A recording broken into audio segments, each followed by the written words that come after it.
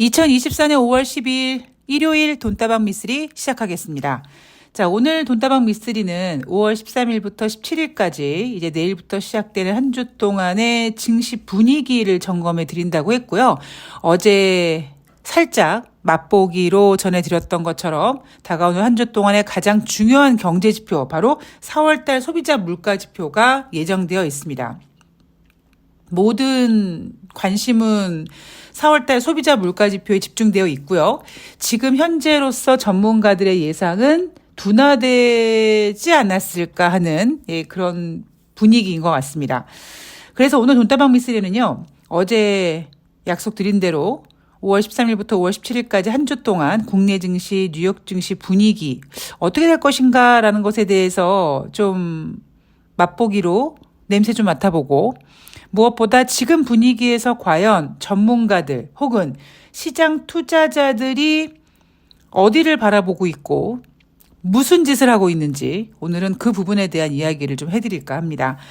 자, 우선 원래 돈다방 미쓰리 일요일 방송은 다가오는 한 주 동안 증시 전망, 경제지표 같은 것들을 점검함에 있어서 국내 증시를 먼저 보고 뉴욕 증시로 갔는데, 오늘은 제가 순서를 좀 바꿨습니다. 그래서 뉴욕 증시 먼저 보고, 그리고 국내 증시 분위기 보면서 증권사들이 얼만큼 바보 같은 짓을 하고 있는지 거기에 대한 이야기를 좀 해드릴 텐데요. 경제지표를 하나씩 보면서 뉴욕 증시를 좀 예상해 보도록 하겠습니다. 오늘 처음 제가 말씀드렸던 것처럼 다가오는 한 주 동안 모든 관심은 15일 날 발표될 미국의 4월달 소비자 물가 지수고요. 전문가들의 예상치는 지금 3월 대비 둔화되었을 거라고 보고 있습니다. 그러면 미쓰리, 그럼 고민거리 사라진 거 아니야? 인플레이션이 3개월 동안 연속 상승했다가 이번에 둔화되면 우리가 걱정하고 있었던 스태그플레이션 해소되고, 그리고 인플레이션 둔화되고, 그러니까 뭐 다시 금리 인하 가능성 커지는 거 아니야? 라는 것이 그냥 일반적인 시장의 분위기라는 거죠. 그런데 미쓰리는 무지개도 한 걸음만 방향을 바꾸면, 한 걸음만 뒤로 가면 혹은 앞으로 가면 보였던 무지개도 보이지 않거나 안 보였던 무지개도 보이는 것처럼 살짝 각도를 틀어서 보도록 하겠습니다. 자, 우선 13일 월요일은요, 뭐 특별한 경제지표 없습니다. 제가 오늘 방송 준비하면서 굳이 뭐 이런 경제지표까지는 이라고 살짝 가볍게 느껴지는 경제지표는 좀 제끼도록 하겠습니다. 자, 14일 날 화요일 날은요, 4월달 생산자 물가 지수가 발표됩니다. 여러분들 머릿속에 대부분 고용지표 발표되고, 그리고 두 번째 주 후반쯤 혹은 날짜가 미뤄지면은 세 번째 주 초반, 그러니까 대략 소비자 물가 지표가 13일, 14일, 15일 뭐 그때 발표되거든요. 그때 하루 걸러서 소비자 물가 지표가 먼저 발표되고, 그다음에 생산자 물가 지수가 발표되고, 그리고 소매 판매가 발표가 됩니다. 그리고 이제 그 사이에 뭐 엠파이어 스테이트 지수, 필라델피아 연방은행 제조업 지수라든가 이런 것들이 발표되고, 그렇게 자연스럽게 월 중후반으로 넘어가면 이제 주택 지표가 발표되기 시작하는 거죠. 그리고 마지막 주에 이제 개인 소비 지출, 인플레이션 지표인 개인 소비 지출이 발표가 되면서 한 달 경제 지표가 훅 가거든요. 생산자 물가 지표가 이번 5월에는 먼저 발표가 됩니다. 그래서 14일 화요일 날 4월달 생산자 물가 지수가 발표가 되는데, 지금 생산자 물가 지수를 볼 때가 아니에요. 오로지 관심은 뭐다? 4월달 소비자 물가 지수입니다. 그리고 4월 14일 화요일 날 4월달 NFIB 소기업 낙관 지수가 발표가 됩니다. 요거는 제가 예상치는 나오지 않았는데요. 요 지표는 제가 한번 결과 보고 방송 중에 코멘트 한번 해드릴게요. 자, 그리고 드디어 15일 날 수요일이죠. 대한민국 주식시장은 부처님 오시는 날로 주식시장이 열리지 않습니다. 그리고 뉴욕 증시에서는 4월달 소비자 물가 지수가 발표가 되는데, 자, 돈다방 미쓰리는 보여주는 방송이 아니라 여러분들께서 유일하게 귀로 들으시는 방송이니까 여러분들이 제가 제시하는 숫자를 들으시면서 머릿속에 모는 종이를 막 그리세요. 그래서 점을 한번 찍어 보십시오. 그 흐름을 그렇게 만들어 가시는 겁니다. 자, 지금 예상은 어떻게 되고 있느냐? 4월 헤드라인 소비자 물가 지수입니다. 3월 달 먼저 말씀드릴게요. 3월 달에는요. 전월 대비 0.4% 상승했었어요. 그런데 4월 달에도 상승폭은 전월 대비 0.4, 즉 4월 달 헤드라인 CPI는 전월과 상승폭이 변함이 없다. 이렇게 예상되고 있고요. 전년 동월 대비, 그러니까 2023년 4월 대비는 3.4% 상승되었을 거라고 예상되고 있고요. 지난 3월달 3월달 소비자 물가지수 전년 동월 대비 상승폭은 3.5였습니다. 자, 그럼 다시 정리하자면 헤드라인 소비자 물가지수는 3월달 0.4, 4월달 0.4 상승폭은 똑같습니다. 자, 반면에 전년 동월 대비는 3월달은 3.5% 상승이었는데 4월달은 3.4% 상승 예상, 즉 3월 대비 0.1% 둔화되었을 거라고 보고 있습니다. 그리고 변동폭이 큰 에너지라든가 음식료를 제외한 소비자 물가지수, 즉 4월 근원 소비자 물가지수는 지난 3월 달에는 0.4% 상승했었어요 라고 했는데 이번 4월 달은 0.3% 상승이 예상됨으로써 전월 대비 0.1% 둔화될 거라고 보고 있고요. 그리고 전년 동월 대비로는 3월 달에는 3.8이었는데 이번 4월 달은 3.6으로 3월 대비 0.2% 둔화될 거라고 예상되고 있습니다. 그러니까 간단하게 정리를 하자면 헤드라인이든 근원이든 예상보다 더 상승했을 거라는 것보다는 그냥 고작 헤드라인 소비자 물가지수 전월 대비 0.4% 상승, 요건 동일이고 나머지는 다 3월 달 대비 0.1에서 혹은 0.2 정도 둔화되었을 것이다 라고 시장은 예상하고 있습니다. 예상이에요. 자, 그리고 요 소비자 물가 지수에 대해서는 제가 나중에 다시 한번 설명해 드리도록 하겠습니다. 그리고 15일 날 4월 달 소매 판매가 발표가 되죠. 지난 3월 달 소매 판매는 둔화됐습니다. 그죠? 소매 판매는 다시 말씀드리지만 인플레이션 지표에는 포함이 되지 않습니다만 소비 국가인 미국에서는 상당히 중요한 지표 중에 하나다. 미국 경기가 진짜 좋다면 사실 소매 판매가 좋아야 되는데 왜? 소매 판매는 좋아도 인플레이션 지표에 포함이 안 되니까 금리 결정에 직접적인 영향을 주진 않거든요. 근데 문제는 소매 판매도 둔화되고 있고요. 그래서 튀어나온 단어가 바로 스태그플레이션이었죠. 자, 그리고 15일 5월달 엠파이어 스테이트 제조업 지표가 발표가 됩니다. 그리고 16일 날은 목요일이죠. 지난주에 전주 대비 22,000명 증가돼서 23만 명 됐어요. 주간 신규 실업상 청구 건수가 전주 대비 22,000명 증가된 23만 명이라는 수치를 보고 아이고 미국 고용이 안 좋네. 연준이 금리 인하를 하겠네. 이렇게 부진한 고용 지표를 보면서 금리 인하를 상상하며 쪼갰던 그런 주간 신규 실업상 청구 건수가 목요일에 발표가 됩니다. 그리고 5월달 필라델피아 연방은행 제조업 지표가 발표가 되고요. 그리고 17일 금요일 날은 4월달 경기 선행지수가 발표가 되고 아직은 6월달 FOMC 회의를 앞두고 블랙아웃 기간이 아니다 보니까 다가오는 한 주에도 제롬 파월 연준 의장을 비롯해서 연방은행 총재들의 발언이 계속 이어질 겁니다. 어떤 연방은행 총재는 금리 인상 배제하고 있지 않다. 어떤 연방은행 총재는 금리 인하를 하기 위해서 경기가 둔화될 수 있다. 제롬 파월 연준 의장은 금리 인하할 수 있다. 이런 다양한 이야기가 나오는 가운데 다가오는 한 주 동안 또 연방은행 총재들의 이어지는 발언도 주목해 볼 거고요. 자, 이제 국내 증시로 넘어가도록 하겠습니다. 제가 왜 오늘은 뉴욕 증시를 먼저 얘기하고 국내 증시를 후반부에 넣었느냐? 늘 주장하지만 전문가는 없다. 그래서 여러분들이 스스로 전문가가 돼야 된다.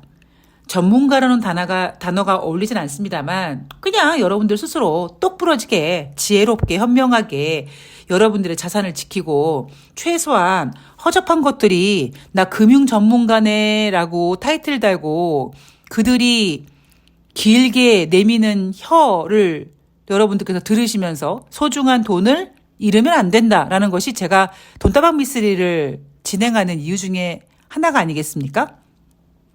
그래서 지금 전문가들, 증권사 애널들이 무슨 생각을 하고 있는지 거기에 대한 이야기를 좀 함으로써 여러분들에게 멘탈 관리도 좀 해드리고 좀 조심하셔야 될 것 같다라는 이야기도 좀 해드리고 싶어서 오늘 국내 증시를 뒤로 뺐는데요. 지난주 금요일 10일 날 코스피는요. 15포인트 상승해서 2,727포인트로 마감했습니다.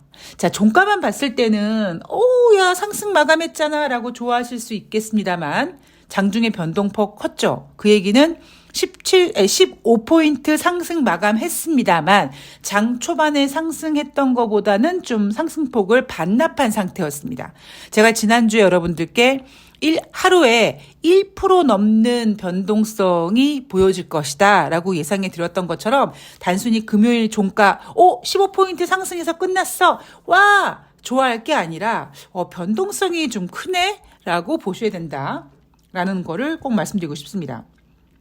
자, 대한민국 주식시장 5월 13일부터 5월 17일까지 어떤 모습이 전개가 될까? 아까 말씀드렸던 대로 수요일 스승의 날이자 부처님 오신 날 증시가 열리지 않고요.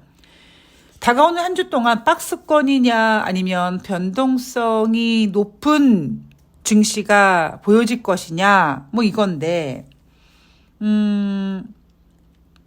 일단 상승 요인으로는요. 수출 기업들의 실적 호조, 미국 장기 국채 금리 상승 압력 완화, 하락 요인은요. 미국 빅테크 실적에 대한 높은 기대치, 그리고 중동의 지정학적 리스크. 이렇게 두 개씩 상승 요인과 하락 요인으로 잡아놨는데 NH투자증권이 예상하고 있는 코스피 예상 밴드는 2650에서 2770포인트입니다. 박스권을 예상하고 있는 전문가들의 의견은요. 지난주 연준 의원들의 발언이 엇갈리면서 뉴욕 증시는 그래도 혼조세로 마감이 됐잖아요. 어떤 연방은행 총재는 금리 인상 배제하지 않고 있다. 어떤 연방은행 총재는 뭐 금리 인하를 하기 위해서 경기가 둔화돼야 된다. 뭐 이런 다양한 의견이 있음에도 불구하고 지난주 뉴욕 증시 같은 경우에는 다우지수는 연속 상승했고 뭐 나스닥과 S&P는 하락하고 이러면서 혼조세의 모습을 많이 보였는 반면에 대한민국 주식시장은 장중 변동성이 굉장히 컸습니다.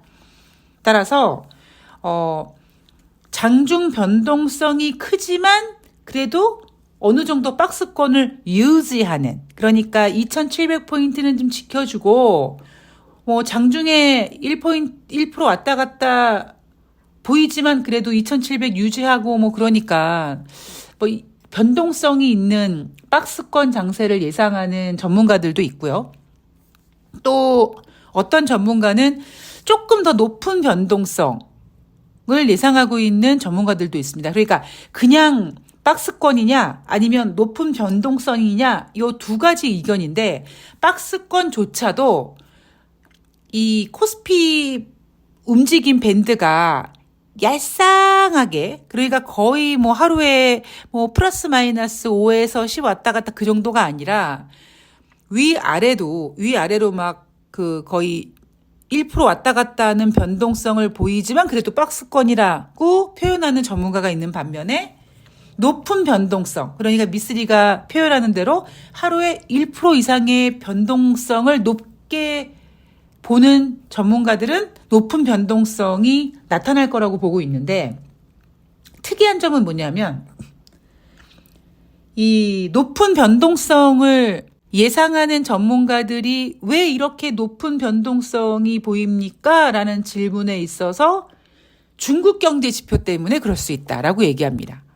제가 어제 방송에서도 말씀을 드렸지만 중국 경제도 상당히 좋지 않습니다만 중국이라는 나라가 가지고 있는 어떤 폐쇄적인 그 색깔에 따라서 충분히 중국은 숫자를 왜곡할 수 있고 보여주지 않을 수 있을 것이다. 그래서 어쩌면 우리가 2008년도 금융위기 그리고 2010년도 유럽발 금융위기 이후에 중국도 금융위기가 올 것 같은 느낌이 막 들었는데 아직까지 공식적으로 중국의 금융위기가 나타나지 않은 이유는 보여주지 않았기 때문이지 아마 이미 일어난 거 아니야? 이런 생각을 할 정도로 중국이라는 나라가 폐쇄되어 있는데 미국이라는 나라가 금리 인하를 하기 위해서 우리 미국 경제가 안 좋아요라는 걸 인정하지 못하고 다른 곳의 어떤 리스크, 그게 중동의 지정학적 리스크가 됐던 아니면 중국의 어떤 경제 둔화든 이런 빌미를 만들 것이다라고 했는데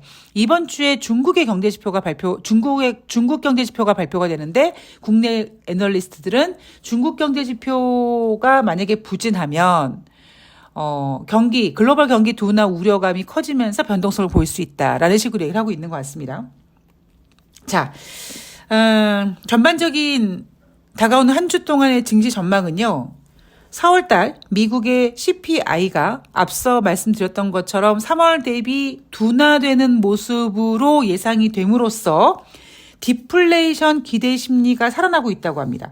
저는 일단 이 디플레이션이라는 단어를 보고 빡쳤어요. 왜냐하면 디플레이션이란 인플레이션이 완화되는, 즉 물가지수가 1월달, 2월달, 3월달 3개월 연속 상승했었는데 예상이 되는 지금 4월달 소비자 물가지표는 3월 대비 둔화됨으로써 1월달부터 3월달까지 상승된 인플레이션이 둔화되는, 그래서 디스플레이션이라고 얘기하는데 경제지표가 둔화되는 거는 아웃 오브 안중이에요 지금.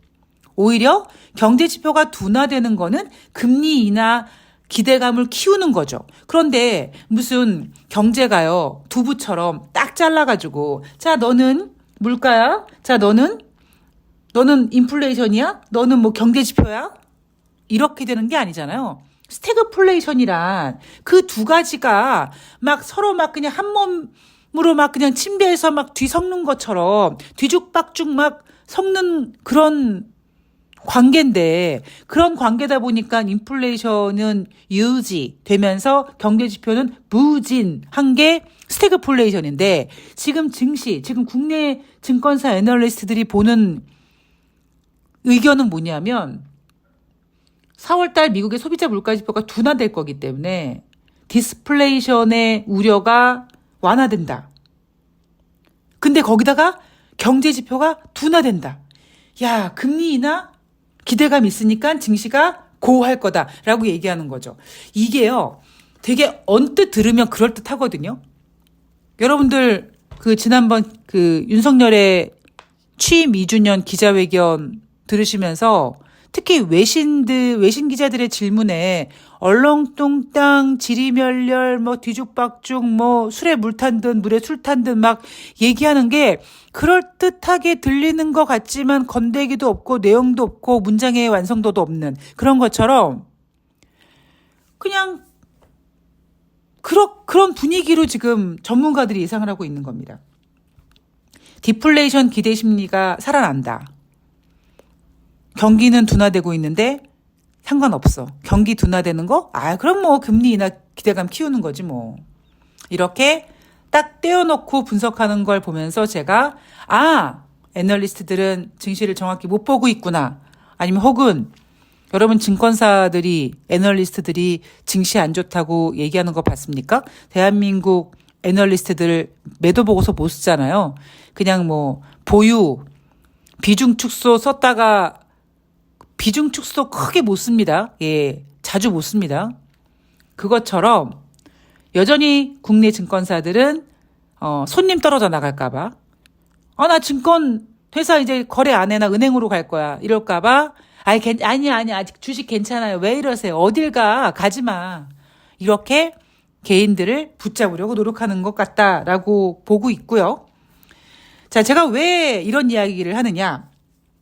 2024년 하반기 증시 흐름을 지금 말하고 있는데 증권사들은요.